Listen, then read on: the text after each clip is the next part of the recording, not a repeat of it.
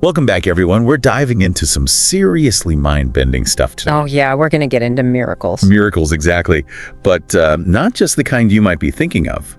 We're talking about how miracles might actually be a deeper understanding of how reality works.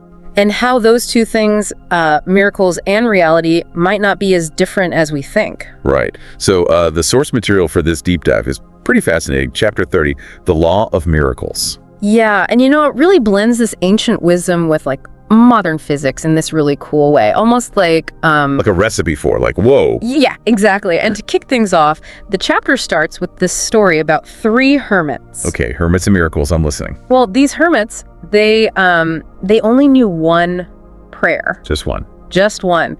But with this one prayer, they were performing these remarkable things. Okay, now I'm really intrigued. What was this prayer? We are 3, thou art 3, have mercy on us. It's super simple. Wow, that's pretty basic.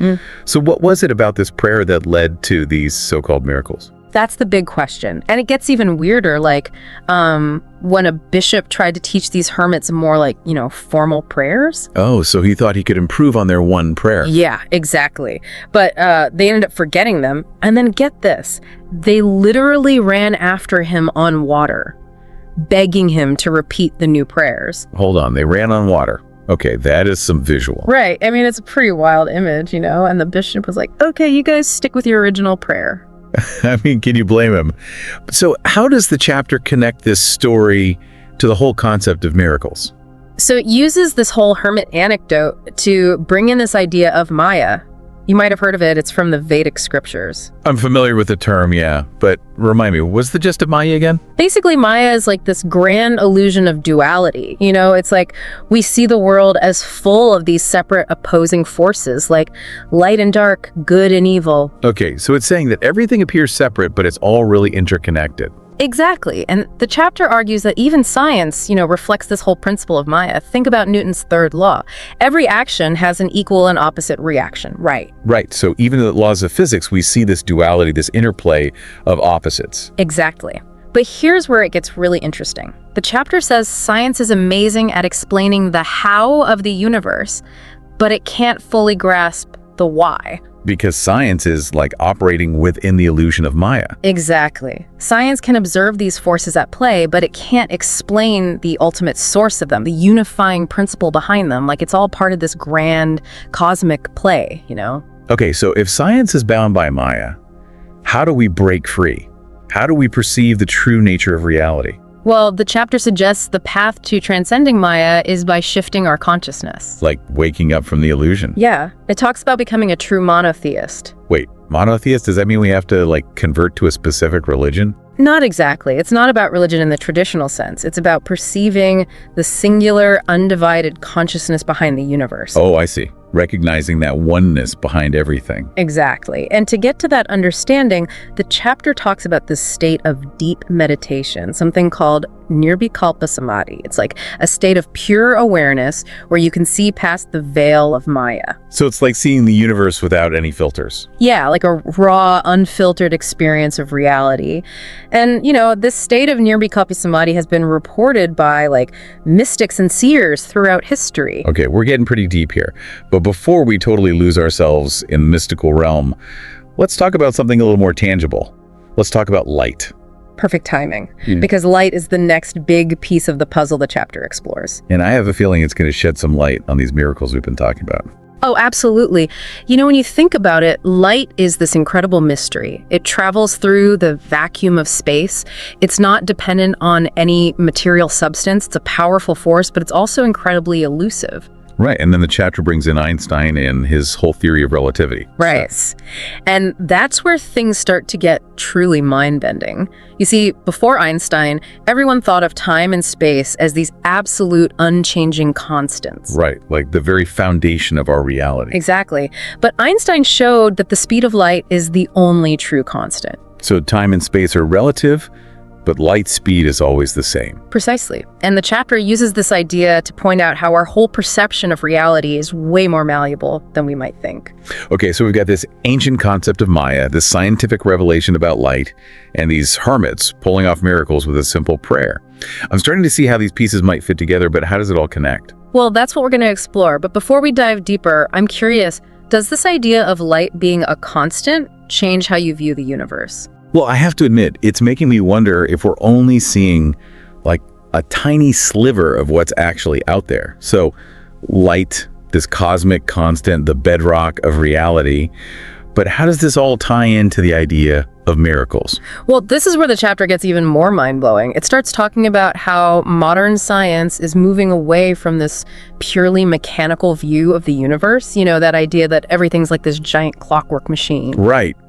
Instead, it's suggesting that the universe might be more like a thought. Exactly, like a thought. It even brings in physicists like Sir Arthur Eddington, who said that the stuff of the world is mind stuff. Okay, hold on, mind stuff. What does that even mean? It's a pretty radical concept, but basically it's saying that consciousness might be like a fundamental aspect of reality, not just a byproduct of our brains. Whoa, right. Right. And then get this, the chapter even brings up the electron microscope. Okay, how does that fit in?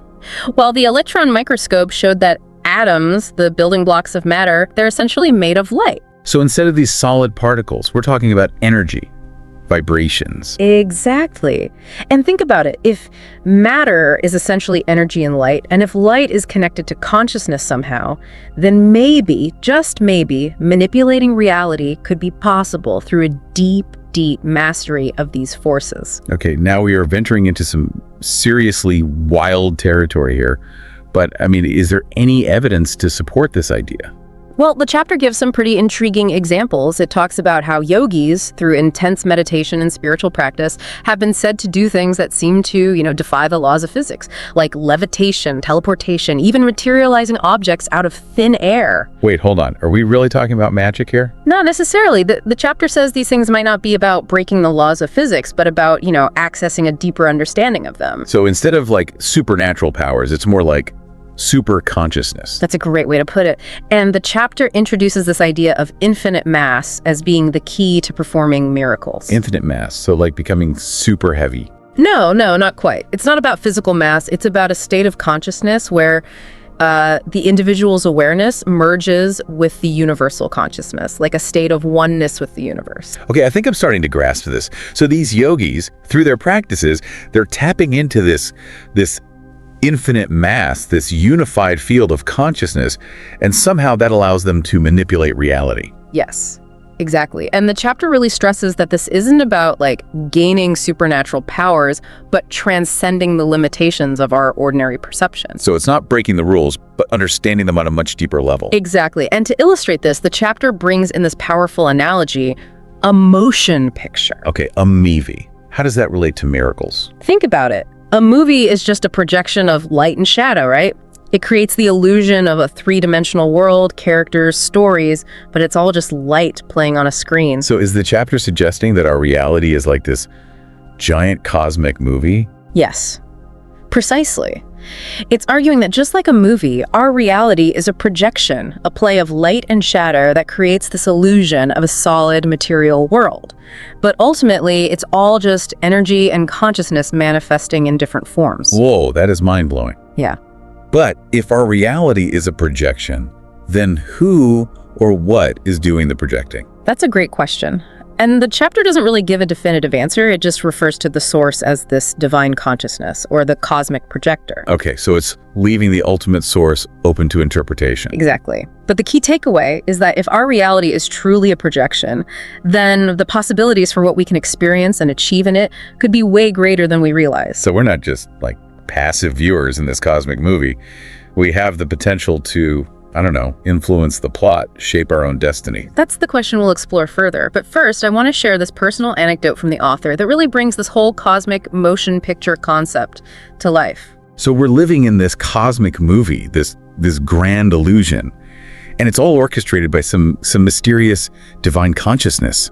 It's definitely making me question everything I thought I knew about reality. It is a profound concept, isn't it? And the author's personal anecdotes really bring this home. He actually describes having this vision of the European battlefields, World War I. Oh, wow. But instead of seeing it as this horrific scene, all the carnage, he perceived it as this play of chiaroscuro, like a dance of light and shadow. He saw a war zone as as art. Yes. And in this vision, a divine voice spake to him, reassured him that the tragedy of death, it was just part of this cosmic drama, like an illusion within the grand scheme of things. So it's not that the suffering wasn't real, but there's this bigger picture to it all. That's a great way to put it. And this idea of a higher perspective, it's key to understanding the chapter's whole message about miracles. I'm starting to see the connection. So the hermits, with their simple prayer and their faith, they somehow tapped into this higher perspective, this awareness of the cosmic motion picture. That's a really interesting interpretation. And the author describes this even more profound experience.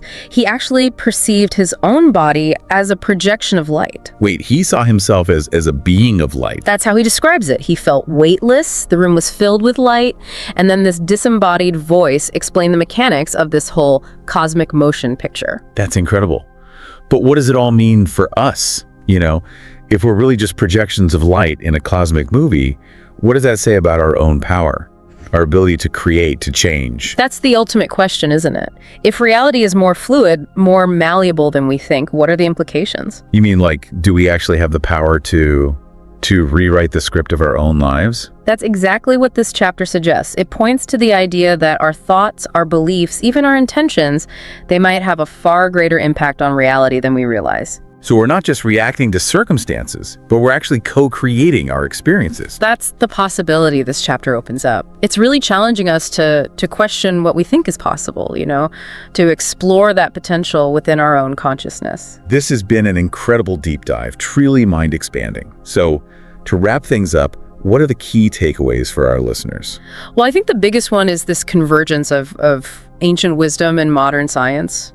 Both seem to be pointing towards this idea that reality is far more mysterious, far more interconnected than we tend to believe. Yeah, it's like we're finally starting to see the bigger picture, recognizing that unity behind the apparent diversity of the universe. Exactly. And that leads to the second takeaway, the concept of Maya, the illusion of duality.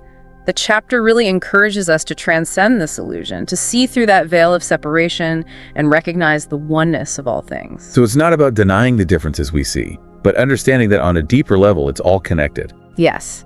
And finally, I think the most mind-blowing takeaway is this idea that miracles might not be like supernatural events, but rather demonstrations of a deeper understanding of the laws that govern the universe. So those hermits walking on water, the yogis levitating, they're not breaking the laws of physics, but maybe bending them or utilizing them in ways that we don't yet understand. Exactly. And that leaves us with so many questions to ponder. If reality truly is a projection of light and consciousness, as this chapter suggests, what does that imply about our creative potential, our ability to shape our experiences, to manifest our desires? It's an incredibly empowering thought, and one that I'll definitely be reflecting on. This deep dive has truly opened my eyes to a whole new world of possibilities. And that's the beauty of these explorations. They challenge us to think bigger, to question our assumptions, and embrace the mystery of it all. I couldn't have said it better myself. I hope you enjoyed this deep dive. And who knows, maybe you'll even experience a few miracles of your own along the way. Thank you for listening till the end. Please subscribe, turn on the notifications, like, comment, and share with your friends. This will help more listeners to discover our channel and content.